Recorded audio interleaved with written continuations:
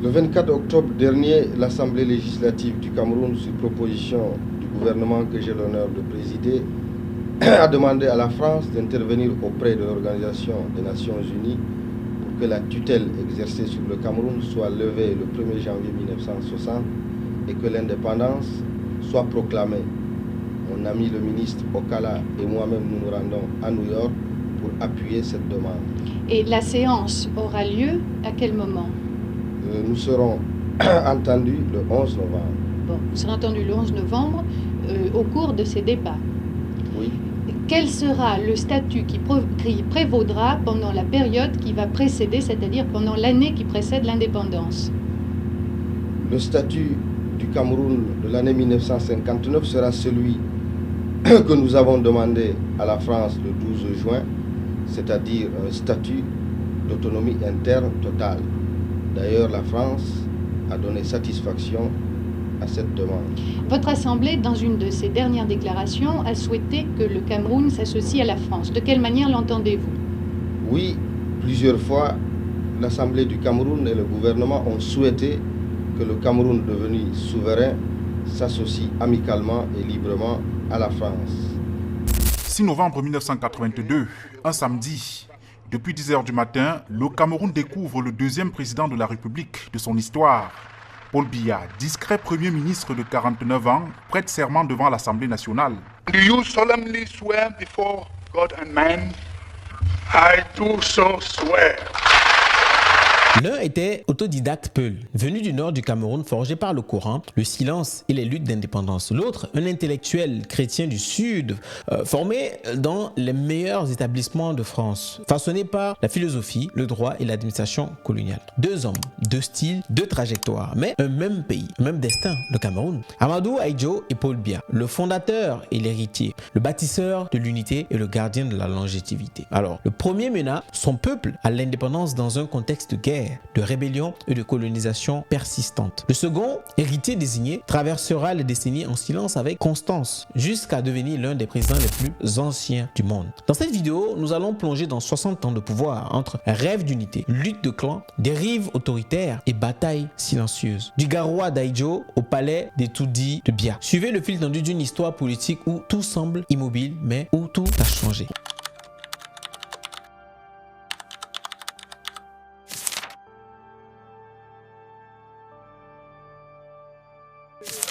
Monsieur le Président, je suis heureux d'avoir pu répondre à l'aimable invitation que vous m'avez adressée et je vous remercie sincèrement pour les paroles que vous venez de prononcer à l'endroit de mon pays et de ma personne. En foulant une nouvelle fois le sol des États-Unis et d'y être accueilli par le président de cette grande nation. On va commencer avec le premier président, Amadou Ahidjo. On dit de lui qu'il parlait peu, mais qu'il agissait vite, qu'il souriait rarement, mais qu'il calculait toujours. Amadou Ahidjo, l'homme du Nord, l'homme du désert, l'homme des équilibres fragiles. Amadou Ahidjo, né à Garoua au sein d'une famille Fulbe, doit en partie sa personnalité à ses racines Peul et à son éducation musulmane. Autodidacte et rassembleur, il débute son parcours en suivant des études coraniques et primaires à Garoua, puis poursuit à Yaoundé. Il intègre ensuite l'administration coloniale française comme radiotélégraphiste. À 23 ans, il est élu à l'Assemblée territoriale du Cameroun et gravit les échelons jusqu'à devenir conseiller à l'Assemblée de l'Union française. À 33 ans, il devient vice-président de l'Assemblée territoriale, puis président lorsque celle-ci devient législative en 1957. Avec l'obtention de l'autonomie interne pour le Cameroun, Ahidjo est nommé vice-premier ministre chargé de l'Intérieur dans le gouvernement de Bida. Lorsque ce dernier est mis en minorité en raison de sa politique jugée trop proche de la France, Ahidjo le remplace en 1958 avec l'appui de la France.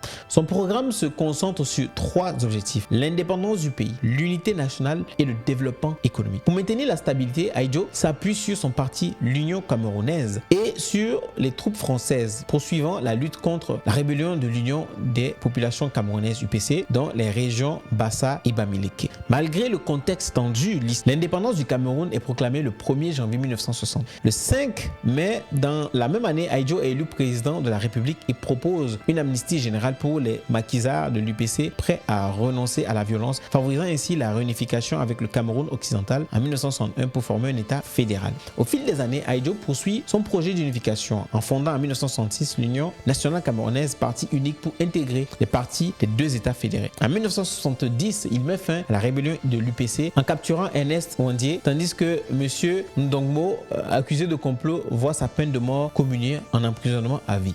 En 1972, un référendum instaure un État unitaire. Ahidjo est réélu et s'affirme sur la scène internationale, notamment en défendant l'Organisation de l'Unité africaine, donc OUA, pour résoudre les défis africains. En 1980, il est réélu pour un nouveau mandat de 5 ans, puis quitte la présidence en novembre 1982 pour raison de santé, tout en restant à la tête du parti unique. En 1984, depuis son exil en France, Ahidjo est accusé de complot contre son successeur Paul Biya et condamné à mort par contumace. Il ne retournera jamais au Cameroun, passant ses dernières années en exil entre la France et le Sénégal où il s'éteint le 30 novembre 1989. Amadou Ahidjo, le président invisible, l'ingénieur du système, l'architecte de l'unité nationale, mais aussi l'homme d'une démocratie verrouillée, d'une paix surveillée, d'une république sous contrôle. Paul Biya.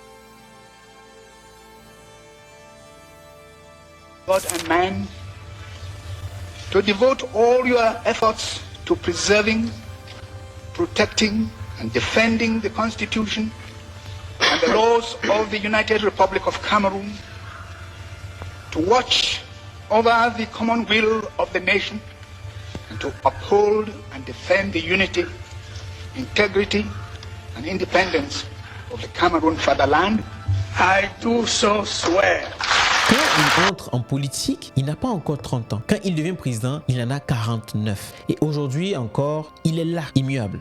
Comme un monument d'État, comme un sphinx. Lui, c'est Paul Biya. Paul Biya, né pendant la colonisation, a initialement été destiné à une carrière dans l'église. Humaniste dans l'âme, il débute ses études à l'école catholique de Ndin, puis poursuit au pré-séminaire Saint-Tarcisius à Edea, au petit séminaire d'Akono et enfin au lycée général de Clerc où il obtient son baccalauréat en philosophie en 1956. C'est en France, au lycée Louis-le-Grand, puis à l'Institut d'études politiques et l'Institut des hautes études d'outre-mer qu'il s'immerge dans la philosophie occidentale et se forge des convictions profondes. La croyance en la capacité de l'homme à se dépasser et son besoin naturel de liberté. Sa formation en droit le mène à obtenir une licence en droit public, un diplôme de sciences politiques et d'autres titres qui, à son retour au Cameroun en 1962, le propulsent directement dans la haute administration. Il devient d'abord chargé de mission à la présidence, puis directeur du cabinet au ministère de l'Éducation nationale en 1964, secrétaire général de ce même ministère et enfin secrétaire général de la présidence de la République. En 1968, Paul Biya entre au gouvernement en tant que ministre secrétaire général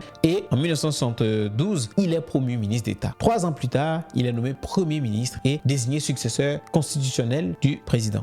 Le 6 novembre 1982, à la suite de la démission d'Amadou Ahidjo, Paul Biya devient président de la République. Depuis lors, il est régulièrement réélu à la tête du Cameroun, portant les valeurs d'unité nationale et de stabilité. En tant que chef de l'État, il a été décoré de nombreuses distinctions internationales, parmi lesquelles la Grande Croix de la Légion d'honneur en France et le Grand Collier de l'Ordre de Wissam Mohamedi au Maroc. Paul Biya est marié à Chantal Biya et est père de 3 enfants. Sa longue carrière politique a fait de lui l'un des dirigeants les plus emblématiques de l'Afrique centrale. Alors, en conclusion, ce qu'on peut dire du Cameroun, c'est qu'on a 2 hommes, 2 ères. Amadou Ahidjo, le fondateur, Paul Biya, l'héritier devenu gardien. Entre eux, une continuité politique qui dépasse les générations, mais interroge l'histoire. Le Cameroun est l'un des rares pays d'Afrique à n'avoir connu que 2 présidents en plus de 60 ans d'indépendance. Une stabilité apparente, mais aussi une concentration d'un pouvoir inégalé. Ahidjo a construit l'État. Biya en a verrouillé les accès. L'un est parti dans le silence, l'autre est resté jusqu'au silence.